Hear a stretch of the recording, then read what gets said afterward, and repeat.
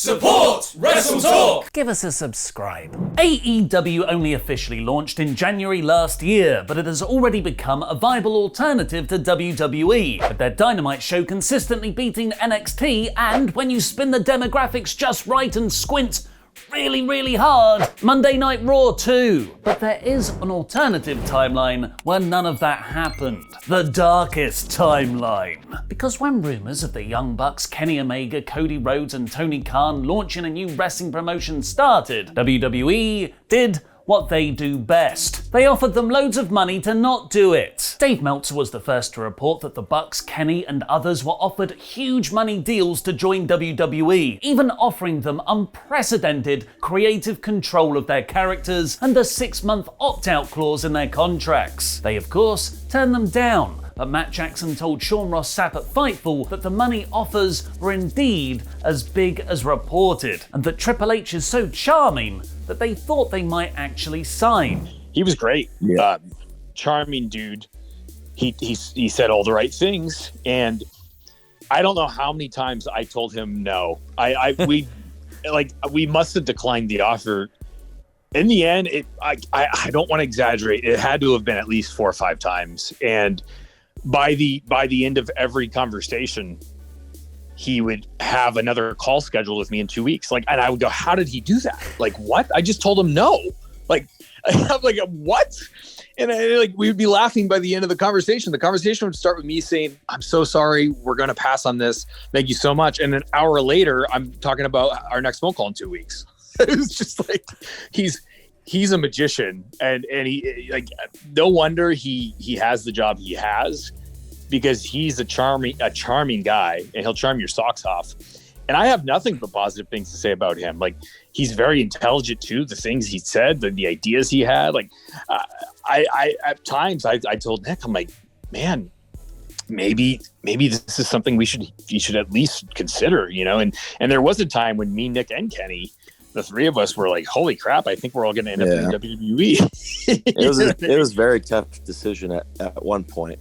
It was reported a couple of weeks ago that WWE made the decision to send some of their greener big guys like Dabba-Kato and Omos back to NXT's Performance Center, which sounded pretty reasonable until we also found out that Keith Lee was on that list too. The news was not well received by fans, because if WWE genuinely thought Keith Lee, one of the most captivating wrestlers I've ever seen live, didn't know how to work, the business is more doomed than we thought. Dave Meltzer is now reporting, thankfully, that the reason Keith Lee, Otis and others were sent back is because when business is bad, and the record low Raw ratings would suggest they are, Vince goes back to what he knows worked in the 80s, which means he wants monster type characters. Not monster as in the Fiend, but monster as in the big guy wrestling trope like Braun Strowman. Meltzer added, historically, whenever WWE business is bad, Vince blames smaller guys on top. But right now, his thought process is he doesn't have big guys who can work at that level. Someone who is on another level is Charlotte Flair, who returned to WWE this past Sunday to win the Women's Tag Team Championships with Asuka. Flair then claimed because of this win, she was now the first ever Women's Grand Slam champion, winning the Raw and SmackDown Women's Championships as well as the Tag and NXT Women's title. However, it was pointed out by fans that Bayley, Asuka, and Sasha Banks have also done this, crucially, before her. But on Raw Talk, Flair doubled down on this claim, pointing out that she was also a former Divas champion, which makes her the only and real Grand Slam champion. It's actually a really good heel character bit, which makes it a shame she's been presented as an out-and-out babyface. And speaking of Flair, here's my review of Raw in about 5 minutes. Which fittingly began with and was totally covered in the Omni Flare.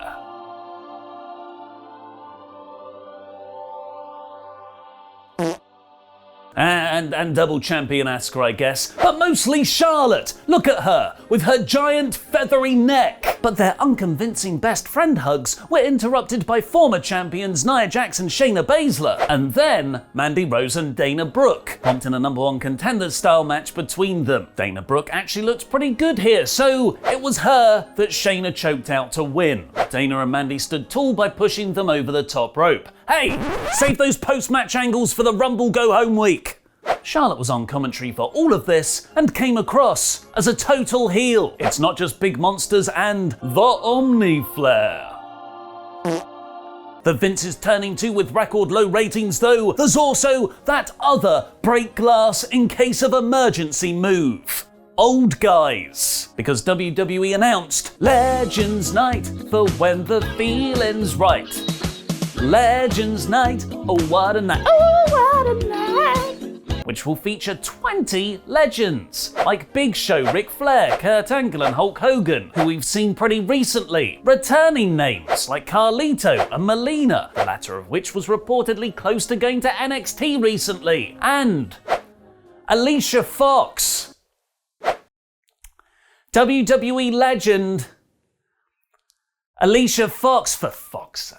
The Hurt Business gloated about winning the entire mid-card in a VIP lounge segment next, still subtly teasing the faction getting annoyed with Cedric Alexander's ego. One compulsory 24/7 title chase later, and Matt Riddle and Jeff Hardy talking about there being more to life than just business, like God and marijuana. Lashley and MVP beat them relatively easily in a match, with Bobby tapping out Jeff yet again. Angel Garza's back on Raw! Remember him? He was one of the most exciting new stars in WWE at the start of the year. And now he's completely flattened out. He quickly beat Drew Gulak. Remember Ricochet? He faced Brock Lesnar for the WWE Championship earlier this year. Now, he's completely flattened out. He quickly lost to T-Bar here with a reverse go to sleep. CM Punk to Retribution. Remember Jackson Riker and his former Actually, no. No, I don't. I can never remember that guy's former faction. He squashed Grand Metalik. Then it was time for Randy Orton to brag about killing a guy the previous night. Wearing his Guitar Hero hoodie, he admitted he rather loved murdering people, while the commentary team were outraged, saying he went too far by setting the Fiend on fire twice. I mean, once is fine. Once was the rules of the match. Once was how you win. WWE booked that exact stipulation. Burn him, sure, but for the love of God, only do it once. Randy, this sick guy, this demented viper, he set fire to a man, again perfectly acceptable, actually encouraged, but man did he go too far when he did it again. You would have thought with all that outrage, WWE might punish him somehow. A suspension, a fine, but Randy thankfully is very lucky when it comes to charges of attempted murder and wellness policy strikes. But while no Fiend turned up, because you probably should miss at least 1 week of TV to sell being killed, Alexa Bliss sure did. Alexa, stop.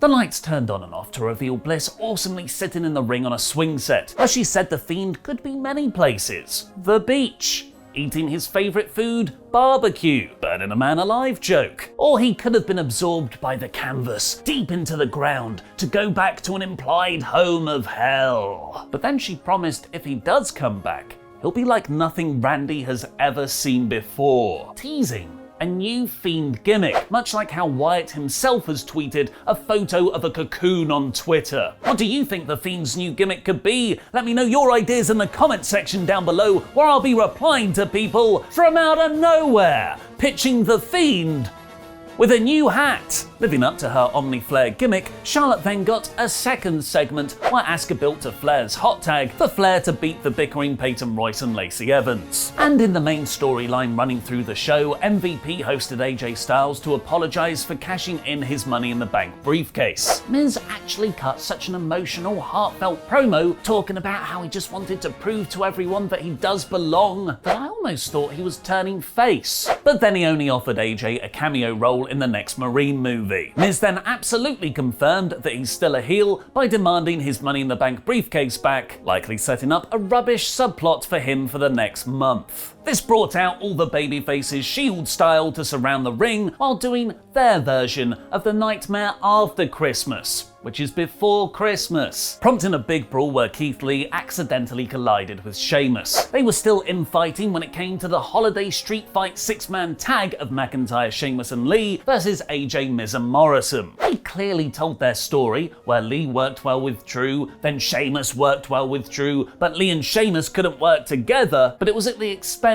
of the fun stipulation. For a festive street fight main event, it was just a normal 6-man tag until the final few minutes. Lee tagged himself in to get the win, so Sheamus bro-kicked him to end the show. What did you think of Raw? Let me know in the comments down below, and follow us on Twitter at WrestleTalk_TV to vote in our poll on a poll match, where 35% thought it was poor, with the ratings definitely trending downwards. And I agree. This was a boring episode, especially to follow up a surprisingly exciting TLC pay-per-view. All the good stuff definitely seems to be saved for Friday's episode of SmackDown. I can only assume WWE are saving their big creative changes for the new year with Legends Night. This week's Raw is poor. We are just 750 subscribers away from 40,000 on our board game channel for Nominads. So please check us out over there and start a new hobby this Christmas. Start by finding out Adam Blompier's top 10 board games of all time by clicking the video on the right. And remember 20 wrestling stars who sadly passed away in 2020 by clicking my video beneath that. I've been Mr. Davis. Jam that jam.